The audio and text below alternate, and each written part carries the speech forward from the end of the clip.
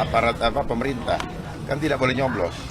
Waktu saya umur 17 tahun, saya sudah masuk akabri.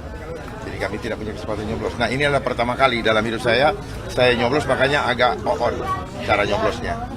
Ya, yang dulu selama ini suka hanya bertugas menjaga.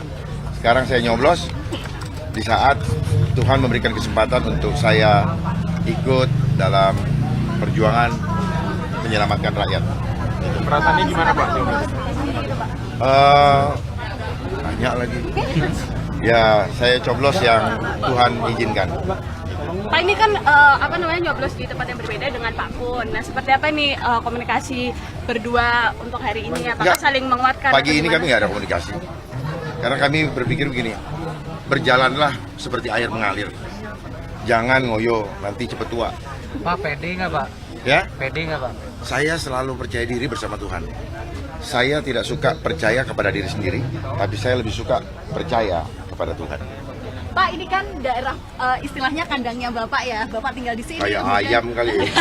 Nah, terus tadi juga warga menyambut antusias. Nah, seperti apa nih Pak optimismenya Bapak, terutama dalam pendapatan suara Bapak? Ya, ini adalah wujud daripada bagaimana rakyat sudah mulai sadar bahwa apa yang kami perjuangkan itu menjadi kebutuhan dasar mereka.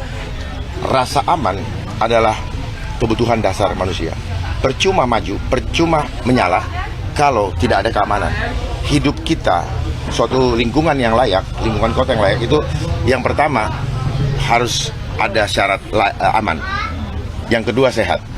Yang ketiga makmur. Yang keempat harmoni. Yang kelima selalu aman, selalu layak. Itu. Ya, itu yang penting. Jadi kalau rakyat Indonesia mau untuk hidupnya sejahtera dan aman, mari kita bergabung. Bukan kepada saya, rakyat hanya satu, kompak. Walaupun sekarang masih terbelah-belah, semoga jiwa-jiwa pragmatis segera ditinggalkan. Jangan lagi kita budayakan hanya menjadi pengemis, menunggu pemberian orang. Terlebih mulia makan dari hasil tangan sendiri daripada tangan di bawah. Terlebih mulia tangan di atas daripada tangan di bawah. Pak Dharma berarti hari ini nggak ada kumpul sama Pak Kun dan... Nantilah setelah jam 12 ke atas ya. Pak, ada yang mau disampaikan terkait apapun hasil dari Pilkada Jakarta hari ini? Ya, kepada seluruh warga Jakarta, apapun hasilnya yang diumumkan nanti, biarkanlah Tuhan yang menentukannya. Tidak perlu kecewa bagi yang tidak masuk putaran berikutnya, termasuk kami. Tetapi biarlah rencana Tuhan yang terjadi. Karena apa? Karena ini semua menjadi pembelajaran buat kita. Munculnya 03 setelah putusan MK itu adalah skenario Tuhan, di mana rakyat disuguhkan segala hal yang selama ini ditutup-tutupi, dan akhirnya mereka saling membongkar, dan itu adalah anugerah. Dan buat saya itu adalah pertolongan Tuhan. Karena seandainya cuma dua paslon, saya mungkin dengan 01, tentunya kami babak belur karena kekuatan tidak ada penolong. Jadi buat kami ya 03 penolong lah. Penolong dalam arti lah skenario Tuhan ya. Kalau tidak, waduh, babak belur bagikan Firaun dengan Musa. Karena ini sistemnya. Mereka kuasain berapa partai itu? 14 atau? Ya. Pak, ini kalau misalnya agak mundur ke belakang Pak, tahun 2017 itu kan tensi Pilkada Jakarta agak meninggi, agak pemanas ya Pak ya. Nah, apakah di tahun ini tensinya serupa atau sudah bisa terwujud damai ya, sukacita? Damai. Karena gini, banyak artinya menunjukkan indikator bahwa rakyat sudah mulai cerdas. Buat apa ribut-ribut? Setelah ribut-ribut, mereka bersatu kembali. Rakyat ditinggalkan, rakyat saling musuhan di antara keluarga, bahkan antara teman. Terus mereka bergandengan tangan, berpeluk-pelukan, tertawa di belakang layar, dan akhirnya mereka jalan-jalan bareng-bareng ke luar negeri, ya, menikmati kehidupan mewah.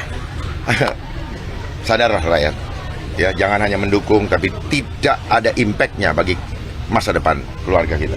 Oke, Pak, tadi Bapak sempat komentar juga ada dugaan money politik, pemberian bansos, BLT. Saya tidak mengatakan gitu. komentar, justru saya banyak tahu dari wartawan. Oh, oke. Jadi ya silakan wartawan selidiki itu. Jangan cuma saya aja yang diselidiki. Tapi Bapak pernah melihat itu? Ya. Secara kasat mata ada pembagian yang berujung pada untuk saya nggak terlalu. Itu buat saya itu hanya menghabis-habiskan energi. Untuk apa mencari hal-hal seperti itu?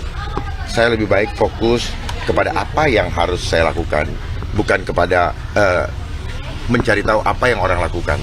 Karena biarlah, kita sudah sama-sama tahu kok, ya, di sistem kapitalis ini orang berebut untuk menjadi pemimpin daerah cenderung seperti perebutan proyek tender, sehingga ini adalah perebutan proyek tender untuk mengelola pekerjaan di Jakarta. Ujung-ujungnya apa?